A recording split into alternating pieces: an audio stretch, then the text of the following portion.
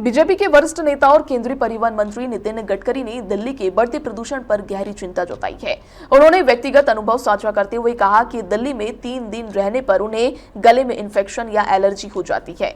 गडकरी ने स्वीकार किया कि प्रदूषण का लगभग 40% हिस्सा परिवहन क्षेत्र से आता है और वे खुद इस मंत्रालय के मंत्री हैं।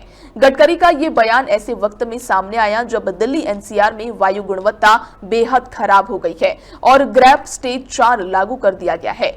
जहरीली स्मॉग मोटी परत ने राजधानी को घेर रखा है, जिससे स्वास्थ्य समस्या बढ़ रही है।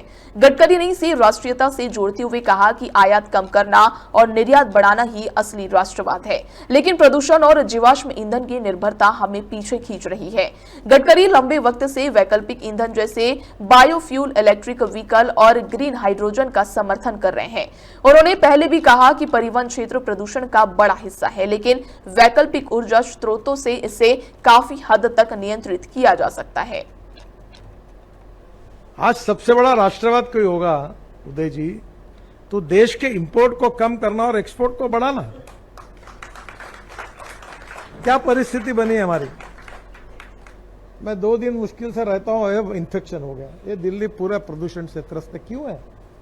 मैं ट्रांसपोर्ट मंत्री हूं, 40% हमारे कारण होता है, क्योंकि ये fossil fuel, petrol, diesel. Sudarshan ji कितने बार मुझे कहते थे कि इस देश का किसान अन्नदाता नहीं ऊर्जादाता बनेगा, ईंधन दाता बनेगा, हवाई ईंधन दाता बनेगा। अब सब बन गया, बिटुमिन भी बन गया, पर कोई विश्वास रखने के लिए तैयार नहीं। और आज भी इतना 22 लाख करोड़ हम खर्चा कर रहे हैं। अब ये राष्ट्रवाद कैसा होगा। इस देश में 22 लाख करोड़ रुपए हम लोग फॉसिल फ्यूल इंपोर्ट कर रहे हैं, देश में प्रदूषण दे रहे हैं। क्या हम अल्टरनेटिव फ्यूल और बायोफ्यूल में आत्मनिर्भर भारत नहीं बना सकते। मैं गाड़ी में आया हूं, 100% इथेनॉल पे चलने वाली दुनिया की पहली गाड़ी है इनोवा। 60% बिजली तैयार करती है।